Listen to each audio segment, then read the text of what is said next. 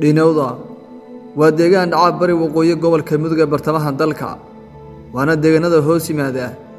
degmada Jariban ee dowlad goboleedka Soomaaliyeed ee Puntland dadka iyo dunyada ku nool deegaanka Dhinowda ee bari waqooyi gobolka waxa saameyn xoog leh ku yeeshay isbeddelka cimilada oo ah qodobka ugu weyn ee sanadihii la soo dhaafay ee dunidu la daalaadhacaysay magaaladan oo kulaasha badweynta Hindiya waxa dhammaan dugmay guryihii ku yaalay deegaanka waxaana laga barakacay inta badan xaafadaha magaalada warbaahinta qaranka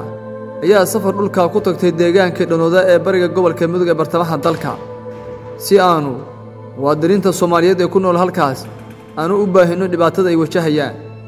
Cawil Sheekh Nuur waa mid ka mid ah odayaasha dhaqanka magaalada Dhinowda ee bariga gobolka Mudug wuxuu ka waramayaa saameynta isbeddelka cimilada ku yeeshay magaalada anigoo ku hadlaya afka Dhinowda odayaashii deegaanka Dhinowda mas'uuliyiintoodii anigoo ah waxaan leenahay waxa ka dhacay laba waxyaalood abaarta markii ay dhacday waxay keentay geedihii inay dhammaadaan dhulka buub inuu ka kaco wadooyinka inay aasmaan labadaas qaybood waxay ka timid abaartii dad waxa weeye aan meel aadi karin dad waxa weeye aan xoolihii miyiga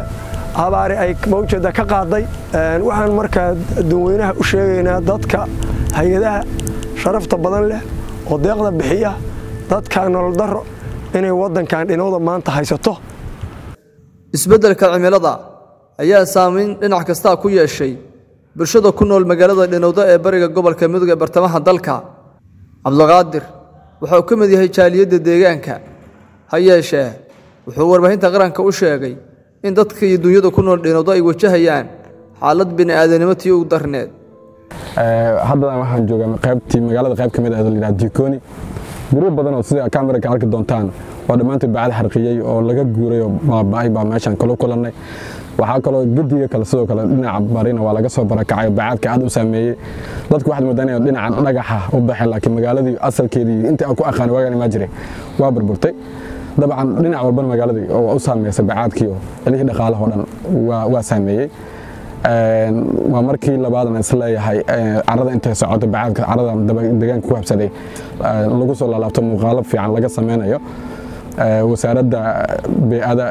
federaalkana dabcan magaca Dhinowda waa yaala malafkeedu waa yaala waa soo gaaray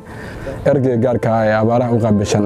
iyo isbeddelka cimilada naftiisa u qaabishan madaxweynaha Cabdiraxmaan Cabdishakuur Warsame naftiisa dhowr mar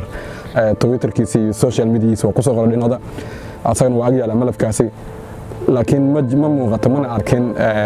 doorkii dawladda ama ergeygii deegaanka in wax laga qabto dabcan deegaankani hay'ad iyo shakhsiyaad wax ka qaban karaan ma ahan waa wax dawlad u taalo oo in la sameeyo baad cilin loo sameeyo dibadjidin dadka loo sameeyo hay'aduhuna dadku in deegaankii dibadjidin u sameeyaan ilaahi waxbarasho dhaqaale caafimaad intaba waxa madaas waa si baabay tabargo'ayaan oo waxa saameeyay sida ka arki doontaan muuqaalada carrada duubay soo meel kasta joogtay marka hadii meesha laga qaxay wax meelaha qaarkood lagu ma heekaro soo kale caafimaadka kale lagu ma heekaro qol yar oo jiingad ah daawada lagu ma heekaro ma anfacayso laba qol oo banaanka magaalada laga dhisay waxbarashada nafteeda ma anfacayso oo ardada ilaa dugsi dhexe bay ka baxaan deegaanadan markii la fiirsho Jariban hoos yimaada ama Mudugta buurka waqooyi bari Mudug dhaca waa deegaanka waxbarasho markii la yiraahdo kaalintooda ugu jira haddana ardadii dabcan carrada saameynayso barakac daran ku jiro marka waxaan aad u codsanayaa codkii ku biirinayaa in deegaankani ilgona lagu yeesho wasaaraddu imaato dawladdu imaato ergeyga naftiisa booqasho dabcan meelaha booqanaya dhinaca koonfureed meelo badan oo booqday naftiisa inuu yimaado xaaladda dhabta meesha ka jira andiis ku arka kadibna wixii marka laga geesan karo in laga geesto dadkuna dibadujin loo sameeyo oo aad loogu sameeyo soo qayb kulmaysatada meesha badda waay kalluunka aad ugu fiican tahay oo muuqaalada ku arki doontiin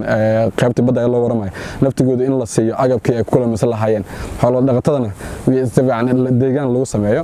waxbarashada meeshan dabcan waa fiican tahay oo dadka soo sheegay waa laakiin iskuulada ka xalmay dugsiyaduna waa xalmay quraanada ceelasha biyaha dabcan waa ceelal gacmeed ay ka nafteedu waa xalmeen marka meeshan waxay u baahan tahay waa wax dawladdu wax ka qaban karto marka baaqan diray wuxuu yahay dawladda federaalka inay deegaankani si gooni ah u soo fiiriso dhawaqeedu ku soo laabtay in markaan doorkeeda qaadato dadku deegaankana dabcan door fiican waa qaateen inay sii wadaan oo waxbarashada naftigeeda qayb weyn ka qaateen waa ugu mahadnaqeen inta hadda waxbarashada isku xilqaantay inay sii joogteeyaan oo dadka macallimiinta wixii macaashaasi u soo diraan ay agabka waxbaashaan xarumaha caafimaadka naftigeeda xarunta caafimaadka qaybta nutrition shaqas laga helsiga ma shaqeeyo in naftigiisa helsiga la howlgeliyo aadan oo codsan lahaa xarumihii degmada guriga degmada ama gurigii saldhigga waxaas bacaadka aasay waa si guud ah marka booliska si guud ah u ilaaliyaan deegaanka degmaduna dabcan maamulku hadda maamul degmada ku shaqeeyo ma jiro si guud ah baa asagan u shaqeeyo deegaanka dabcan meel carra aasta waay marka si guud waxaan codsan lahaa in deegaankan ilgona lagu yeesho loo yimaado dadku deegaanka si qaasa dadka deegaanka u dhashay inay yimaadaan waxaad garab istaagaan dadkoodu samata bixin u sameeyaan beesha cali xaashi warbaahinta qaranka dhinowda